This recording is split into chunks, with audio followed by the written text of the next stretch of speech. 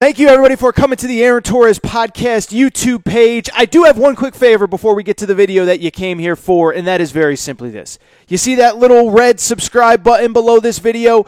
Go ahead, smash that subscribe button. It really does help me. It really does help this channel grow and my audience grow. So go ahead and hit that red subscribe button. And now, here is the video that you came here for. So let's get into it. The biggest NBA draft decisions remaining. First of all, the biggest one by far, I don't know if it's by far, but I would say the biggest one is one that's probably not on your radar, and that is Shaedon Sharpe at Kentucky. Now, if you remember, I've talked about Shaedon Sharpe a lot on this show. I've certainly talked about it a lot on YouTube, but Shaedon Sharpe was the #1 high school player in the class of 2022. Reclassified, came to Kentucky this past spring, almost like a high school football player that comes for spring practice. He came this spring and didn't play this year, and the anticipation was that he was going to lead Kentucky next season. Just one problem. He got eligible for the NBA draft, and now he is technically going through the NBA draft process. There isn't anybody on the planet that actually thinks he's going to come back, but for at least right now, he has left his options open. My old buddy Kyle Tucker, I think he reported about 2 or 3 weeks ago that Shaedon Sharpe is enrolled in spring classes and summer classes, but the fact remains nobody thinks he's going to come back. But I do have him on this list because he is the most important guy, because if he comes back, I think you can make a legitimate case that Kentucky is maybe #1 in the country coming into next year, if not at worst top 3. You have the potential #1 pick in the draft in Shaedon Sharpe. You would have the returning National Player of the Year in Oscar Tshiebwe. That core, surrounded by the pieces that would be around them, would be a team that is good enough to win a national championship. I think Kentucky is on the fringes of the title conversation, but Shaedon Sharpe puts them over the top as a legitimate team that could legitimately win it all.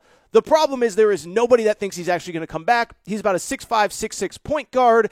His athleticism is through the roof. I saw a report that he had a 49-inch vertical leap the other day, which would be an NBA Combine record if he makes the same jump at the NBA Combine. But to me, he is the single most important player that has yet to officially say, I'm staying in the NBA draft. If he comes back, Kentucky, I would say at worst top 3 to 5, potentially #1 team in the country with Oscar Tshiebwe back. But by all intents and purposes, I don't believe he's coming back. Now, I will say, I talked to somebody about 3-4 weeks ago that is in constant communication with John Calipari. I won't say who or how. Who at that point, about 3 weeks ago, said, I still think it's a possibility. I still don't think the player and his parents truly believe that he's ready for the NBA, but the reality is he will probably be a top 10 pick this year, and if he's a top 10 pick, it is just hard to imagine him coming back. But I would argue the single most important decision that has yet to be made, Shaedon Sharpe, point guard at Kentucky. Next up is a really interesting one that I think, unless you're a college basketball diehard, would probably fly a little bit under your radar. That's a player named Dalen Terry who played at Arizona. For people who didn't follow Arizona on a day-to-day basis, Arizona was obviously led by the 2 guys that have officially declared and are leaving, Christian Koloko and Ben Mathurin. Ben Mathurin, an All-American. What a lot of people probably didn't notice is that Arizona, over the final 2, 3, 4 weeks, Dalen Terry was maybe their single best player, if not one of the 2 or 3 best. For people who don't know, by the way, big 6'7" guard, really has NBA measurables, has that size, athleticism of an NBA player. And when he took off was late in the season when Arizona's starting point guard Kerr Kriisa got hurt. In the Pac-12 championship game against UCLA, he had 15 points, 7 rebounds, 7 assists. And in that Sweet 16 loss to Houston, he was essentially the only player that showed up for Arizona, 17 points for Arizona. And I do believe he is a guy that while he quote-unquote only averaged 8 points, 5 rebounds, and 4 assists, he's going to end up having a tough decision to make. He is the kind of guy that at this combine this week, he is going to measure well. He's going to test well in terms of vertical leap, in terms of measurables, in terms of length, in terms of athleticism. And then it just comes down to how he handles himself on the court in terms of does he play well enough to get that first-round consideration. If I'm an Arizona fan, I'm really nervous right now because I believe that he is the key to the 2022-2023 Arizona Wildcats. I know that right now I have them higher than most people, but the bottom line is if he comes back, Arizona returns 4 of their top 6 scorers from last year's team that won the Pac-12 regular season, won the Pac-12 tournament, was a #1 seed, and made the Sweet 16, and was really in the top 5 all year. 4 of their top 6 guys would be back. If he leaves, though, all of a sudden you're talking about probably their best 3 players last year are now gone. But I do believe if he comes back, he can have that Ben Mathurin, Johnny Davis, Keegan Murray type leap in terms of just going from a really good college basketball player to a star. And I believe he can be the face of a top 10 team next year and, frankly, a lottery pick in the 2023 NBA draft. The question becomes, does he want to stay one more year in college? Does he want to go pro? That remains to be seen, and that'll be really interesting. Now, a couple factors that are new in modern college basketball that really aren't in previous years. One, there's obviously NIL money. Arizona, my understanding is, the NIL stuff is a little bit different out there, but none of those guys are struggling. I know that Dalen Terry, just seeing on Instagram and social media, he's got his own, clothing line and all that stuff. So my guess is he's not going to be rubbing nickels together if he decides to come back to Arizona. But the question just becomes, does he want to come back? Does he want to try to be a star, or does he want to try to cash in now? That's up to him. I have no idea. But like I said, if I was an Arizona fan, I'd be a little worried because I do think he is the kind of guy that can go to this event, ball out, realize that he's probably going to go higher than he expected, and decide to return. If you're looking for one silver lining, Arizona, before he declared, Arizona had a few spring workouts. He was there with the 2023 team. Got to take that as a little bit of a good sign. Third guy's another guy a little bit like Shaedon Sharpe. I just don't expect him to come back. But Jalen Williams from Arkansas. Obviously, if you watched Arkansas last year, the last 2 years really, it was hard to miss Jalen Williams. He was the heart and soul of this year's Elite Eight team, really part of the heart and soul of last year's Elite Eight team in 2021 during that NCAA tournament that was played in a bubble in Indianapolis. 10 points per game, 10 rebounds per game, a couple blocks, and he's really just one of these do-everything guys. He defends, he rebounds, he hustles. Some would say he takes too many charges, whatever. He is a difference maker on both ends of the court, and he's a guy that I think could step into the NBA and have pretty much immediate success because he's never needed the ball in his hands to have success. The problem with Jalen Williams is, and why I say I think he's going to go, one, he really started to move up NBA draft boards late in the season, but two, if you just look at Arkansas, it's a simple math problem, right? Simple math equation, as my buddy J.J. Redick would say.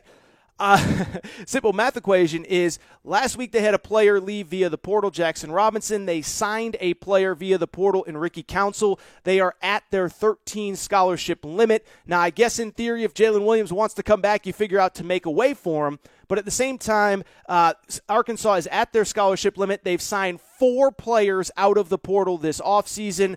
The Mitchell twins from Rhode Island, Trevon Brazile from Missouri, and, of course, Jalen Graham, an all Pac-12 forward from Arizona State. I'm not saying he's not coming back, but you start to wonder, will his role be any bigger? Will his stats be any better if he decides to come back on a loaded team? He might just decide that it is time for him to go to the next level, and when you look at the scholarship numbers, I tend to think that that's probably the case.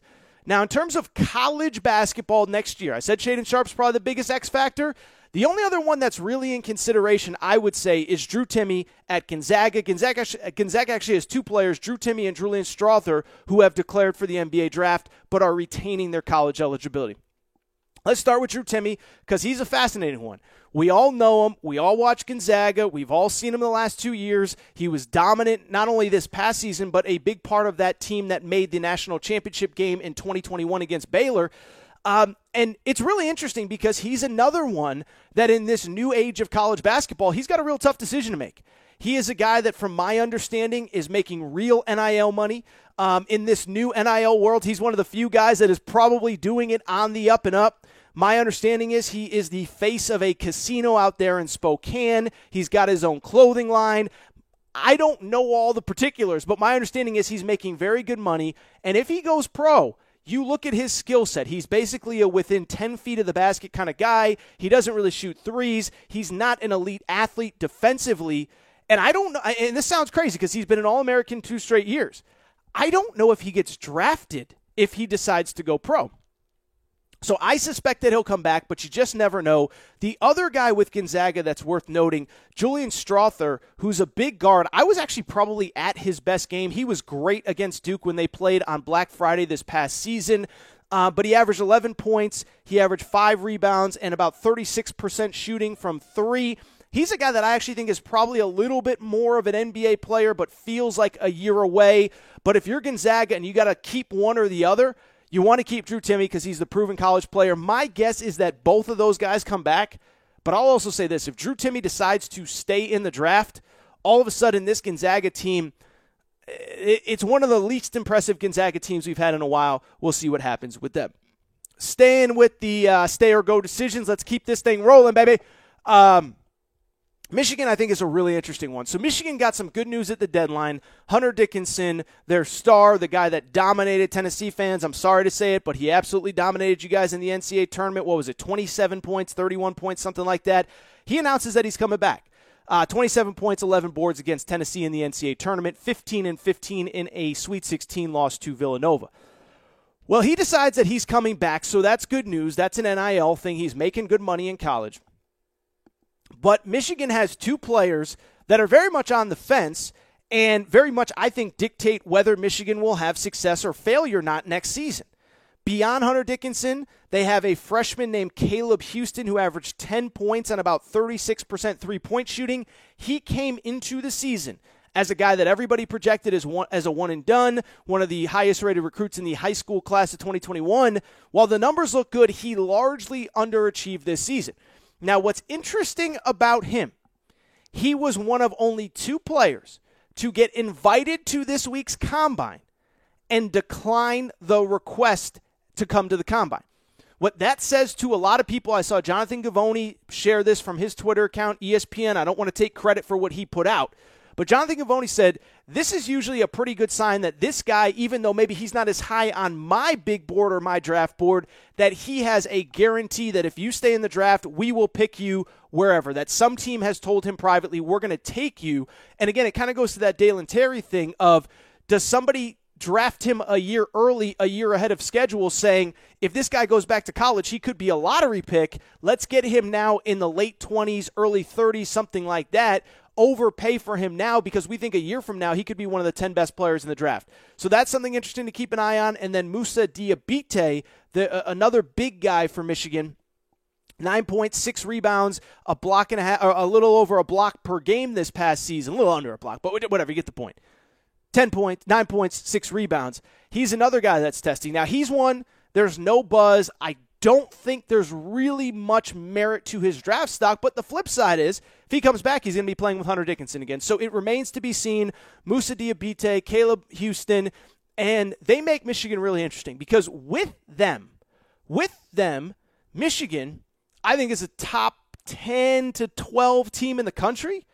Without them, all of a sudden you look around, Michigan, remember they lost their second leading scorer, Eli Brooks. They lost their third leading scorer, Devontae Jones, to graduation. They had a key player named Frankie Collins transfer. There's really not that much there around Hunter Dickinson if these guys don't come back. So this will be very interesting to follow. Let's keep it going, and let's stay with the state of Michigan because Michigan State actually has an interesting one too, and a kid named Max Christie. Big guard, about 6'7", and he's a guy that if you just look at the raw numbers don't really stand out to you. He's about 6'6", 6'7", averaged a little under 10 points per game this year, 32% three-point shooting. But he was a really, really highly touted player coming out of high school, and he's another guy a lot like Dalen Terry, a lot like some of these other guys that I've mentioned, that if he comes back for another year, I think he could really break out and become an absolute star. I think when Tom Izzo recruited him, the anticipation was he's going to be a 2-year college player. If this guy comes back, he could be the kind of guy that averages 18 points per game. All of a sudden, you're looking up Michigan State's in an Elite Eight, and you're like, oh my goodness, this guy is a stud, and he's going to be a lottery pick again. Like Johnny Davis, like Keegan Murray, like Jaden Ivey, like Benedict Mathurin from Arizona this year. The question is, does he want to come back? And we don't know. He is obviously, this week will be a big week for him, but he is a huge stay or go decision. If he leaves, I'll tell you this, Michigan State once again does not look very impressive. This after losing early in the NCAA tournament this year to Duke. Last year they lost early in the NCAA tournament in the play-in to UCLA. Not saying Tom Izzo is on the hot seat or anything, but Michigan State fans I think are getting a little frustrated. And if you look at this roster, there really isn't all that much to love about this group going into next year if Max Christie doesn't come back. Let's go to the defending national champs. How about those Kansas Jayhawks?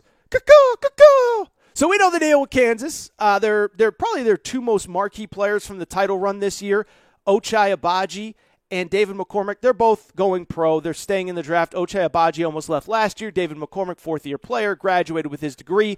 I believe David McCormick actually got his master's this year, so shout out to him if he got his master's in 4 years. But those guys are gone. The two guys that are on the fence, the second and third leading scorers, Christian Braun and Jalen Wilson.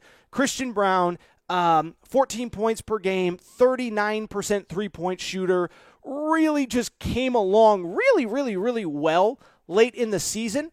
And he's the one that I think you can argue if he goes pro, he will find his name called in the first round. Where exactly, I don't know. What pick, I don't know. But if he goes, I do think he is probably going to be a first-rounder. But then the flip side is kind of what Ochai Agbaji went through last year. If he comes back, he could be a first-team All-American and maybe go in the top 12 or 15 in the lottery range somewhere. Jalen Wilson's the other guy that's uncertain with the Kansas Jayhawks, 11 points, 7.5 rebounds per game. And really with Kansas, it's pretty straightforward, right?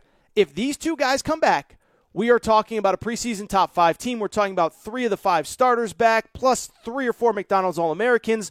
A really, really, really good team that, oh, by the way, could get better. Remember, Tyrese Hunter from Iowa State, Kevin McCullough from Texas Tech are both considering Kansas should they decide to come back. So that remains to be seen what is going on.